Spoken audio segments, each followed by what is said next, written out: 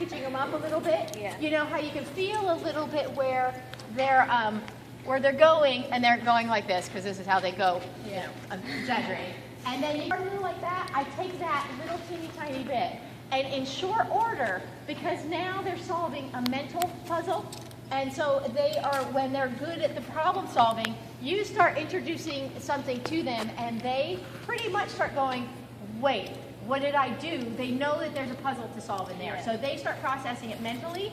And so when they start processing it mentally, they start creating it physically. When they're creating it and we're not, which a lot of traditional training, we're kind of creating it by the aids. Yeah. Well, we're kind of maybe initiating a little bit with the aids, but when they start to get the idea and they start to create it, it goes faster because it's them doing it. There's a point where I was riding with a gal named Sue Blinks, who's Olympic. I might ran between, and when he started to warm up, he started to kind of, and he was a long shot back rower, and he would start kind of, she said, he's on it. You know, that you think that was a itty bitty bit of collection. Yeah. And that part, I can't necessarily see it, I feel it.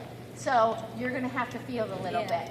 So if you can kind of feel that little slight lifting, and really you feel a little bit in the back is kind of the first place. When they start to collect, they have to kind of hunch their back to get the pieces coming together. So you feel that ever so slight lifting, I take that. And it's picking, even if it was I might have felt it, I take it. Because I want them to start thinking about it, and then they start putting it together, and there you go. And it's the same for all of it. Anything we teach through traditional training, we can teach through positive reinforcement or add positive reinforcement into the equation and get it steps up their motivation, it steps up their interest, it steps up their thinking and their processing and their engagement. It's crazy. I mean, and it's funny because I'm not gonna lie, I was kind of a skeptic when I first heard about it, but then it's like, you know, really Roxy's done a total just 360.